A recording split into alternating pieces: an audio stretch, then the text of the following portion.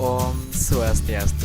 Halo anak-anak semua, selamat pagi Pak Guru ucapkan kepada seluruh siswa Pak Guru di kelas 3 SD Negeri 2 Bakbakan Gianyar.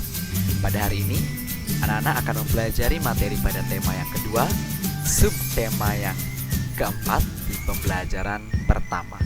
Tidak terasa, hari ini kita sudah memasuki subtema yang terakhir di tema kedua. Jadi Pak Guru harap anak-anak masih tetap semangat untuk mengikuti kegiatan pembelajaran melalui video pembelajaran yang telah Pak Guru siapkan. Nah, pada pembelajaran pertama di subtema 4, Pak Guru akan kembali mengingatkan anak-anak terkait wawancara. Nah, ingat untuk menyusun daftar pertanyaan pada wawancara itu harus memerlukan beberapa hal yang harus anak-anak persiapkan. Yakni daftar pertanyaan itu disiapkan sebelum anak-anak melakukan wawancara dengan sang narasumber. Jadi daftar pertanyaan tersebut harus disiapkan lebih awal supaya kegiatan wawancara dapat terlaksana dengan optimal dan baik. Kemudian, agar pertanyaan-pertanyaan tersebut mudah dimengerti oleh narasumber, maka daftar pertanyaan harus ditulis menggunakan kata-kata yang sifatnya baku atau sesuai dengan Kamus Besar Bahasa Indonesia, sehingga maksud dari pertanyaan anak-anak dipahami oleh sang narasumber. Nah, berikut adalah kata tanya dan fungsinya yang dapat digunakan dalam melakukan wawancara. Jadi ada kata apa. Apa digunakan untuk menanyakan sesuatu atau peristiwa. Misalnya, apa makanan favorit Anda? Apa, ya. Yang kedua, siapa. Siapa dapat digunakan untuk menanyakan orang. Kemudian ada di mana. Untuk menanyakan tempat atau lokasi. Di mana tempat Anda menyimpan hasil panen atau di mana tempat Anda menjual hasil panen kebun Anda. Boleh. Kemudian kapan? Untuk menanyakan waktu. Mengapa? Untuk menanyakan sebab atau alasan, ya. Dan terakhir bagaimana? Untuk menanyakan cara atau keadaan. Nah, ini yang digunakan untuk membuat daftar pertanyaan. Jadi ini yang kita gunakan, kita persiapkan terlebih dahulu untuk melakukan wawancara. Jadi Pak Guru ingatkan sedikit saja lagi, ya.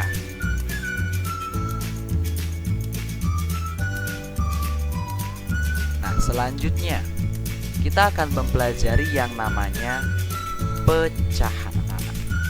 Pecahan, apa sih itu pecahan? Jadi pecahan merupakan bagian dari kesatuan atau keseluruhan. Ya, ingat pecahan adalah bagian dari kesatuan atau keseluruhan. Bilangan pecahan dapat digunakan untuk menyatakan suatu bagian dari benda yang utuh. Jadi bagian sedikit atau sedikit bagian dari keseluruhan bagian tersebut. Pecahan dinyatakan dalam bentuk A per B. Ya. Jadi diingat, pecahan dinyatakan dalam bentuk A per B, di mana A disebut pembilang dan B disebut penyebut. Jangan sampai terbalik. A pembilang, B penyebut. Contohnya, ini dibaca. Nah, cara baca pecahan dari atas anak-anak. 1 per 2. Ya, 1 per 2. Jadi angka 1 ini disebut pembilang dan angka 2 disebut penyebut. 1 per 2. Nah, artinya terdapat satu bagian dari keseluruhannya adalah 2. Paham maksud Pak Guru? Nah, akan Pak Guru jelaskan slide berikutnya, ya nak, ya.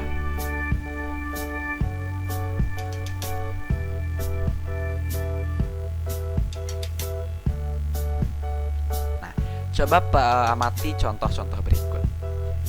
ini ada gambar satu buah biskuit yang utuh ya. Nah, maka biskuit ini dinyatakan dalam bentuk pecahan sebagai 1/1. Terdapat satu biskuit dari total keseluruhan ya satu biskuit. Seperti itu cara bacanya. Kemudian yang kedua, ini ada biskuit yang sudah dibagi menjadi 2 sama besar. Jadi satu biskuit dipotong menjadi 2 bagian sama besar. Lambang pecahannya 1/2. Terdapat satu bagian biskuit dari total keseluruhan 2 biskuit. Seperti itu ya.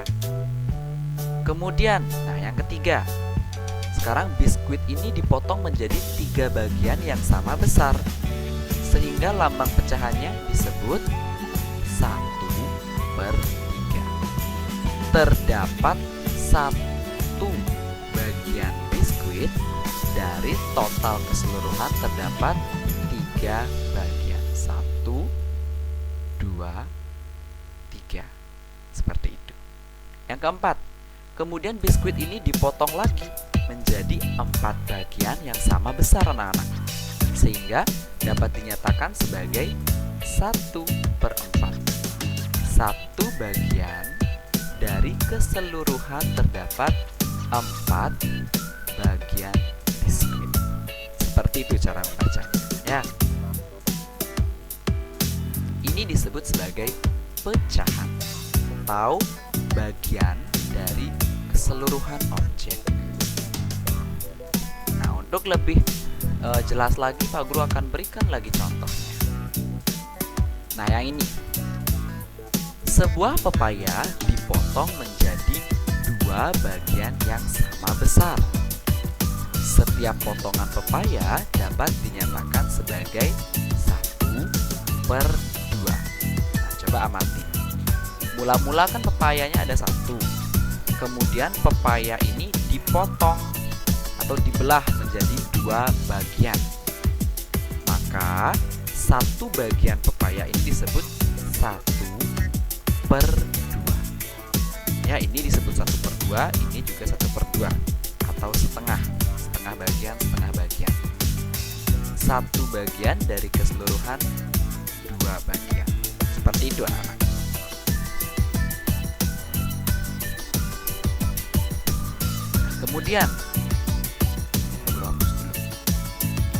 Kemudian sebuah pepaya dipotong menjadi 3 bagian yang sama besar. Maka setiap potongan dapat dinyatakan dengan pecahan 1/3. Ya, kenapa 1/3? Terdapat 1 bagian dari total keseluruhan 3 bagian potongan.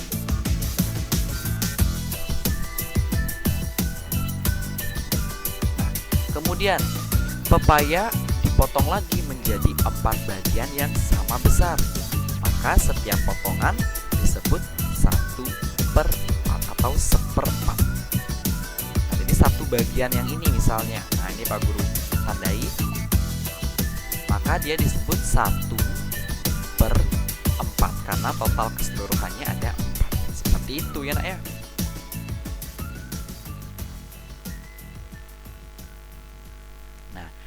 Untuk lebih jelasnya, ayo kita berlatih mengerjakan soal berikut. Ayo tentukan nilai pecahannya dari kedua bangun berikut ini. Nah, coba amati gambar yang pertama dulu ya. Amati gambar yang berwarna biru. Nah, pada gambar yang pertama, yang ini,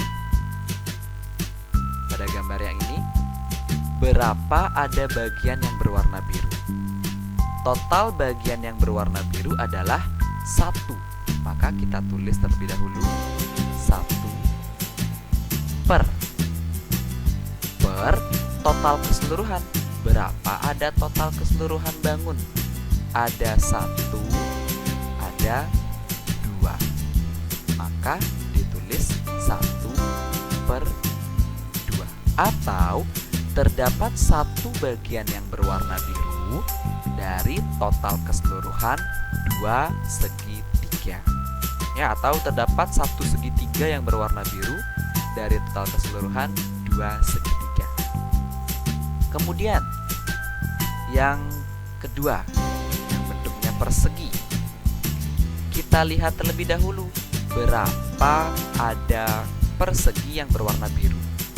Yang berwarna biru hanya ada 1, maka kita tulis 1 per. Sekarang kita hitung berapa banyak persegi keseluruhan. 1, 2, 3, 4. Maka kita tulis 1 per 4.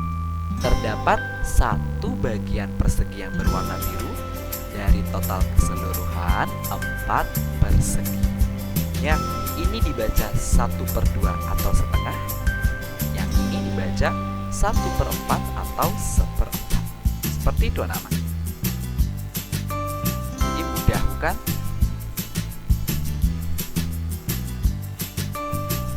Nah, kita coba berlatih lagi.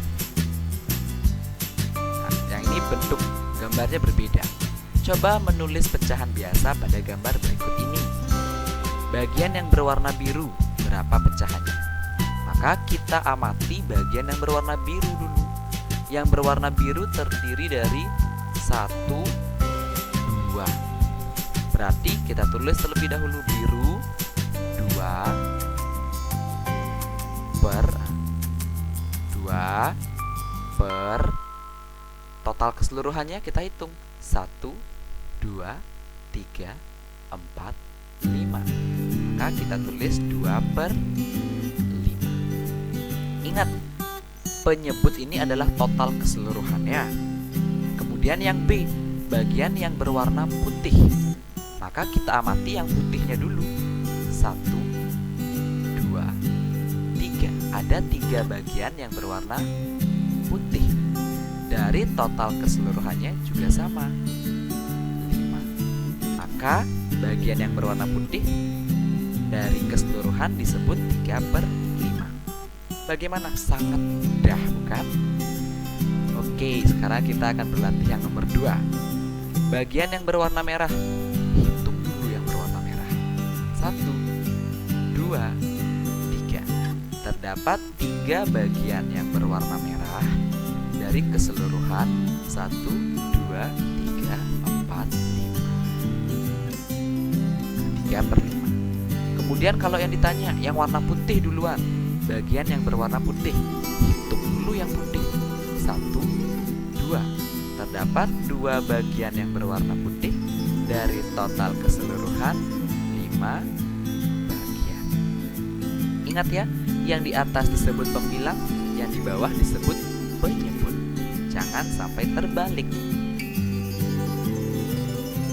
Nah, kita lanjutkan pada materi berikutnya, anak-anak. Nah, anak-anak pasti suka menggambar. Ada yang tidak suka menggambar di sini. Ya, jadi dalam membuat suatu gambaran atau lukisan itu terdapat beberapa teknik, anak-anak. Jadi yang pertama ada yang namanya teknik basah.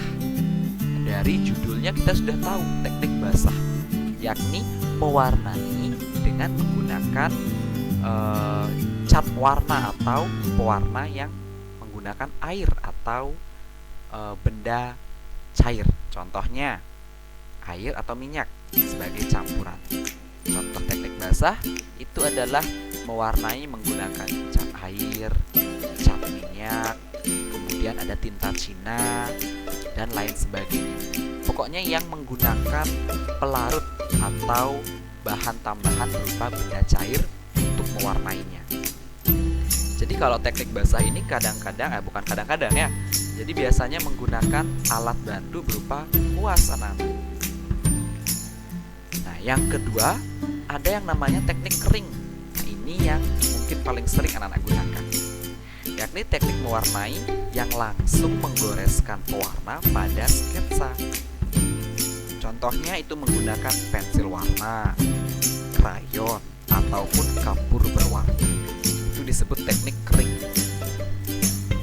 Yang terakhir, mewarna juga dapat dilakukan menggunakan teknik potong, yakni menggunakan potongan kertas, yang berwarna-warni untuk mewarnai objek. Hampir mirip seperti kolase, ya. Nah, itu 3 teknik untuk memberikan warna pada suatu gambar agar terlihat lebih indah. Baik, sekian video pembelajaran hari ini. Apabila ada pertanyaan, silahkan tanya langsung pada Pak Guru. Jangan malu bertanya. Sekian dan terima kasih. Om Santi Santi Santi Om.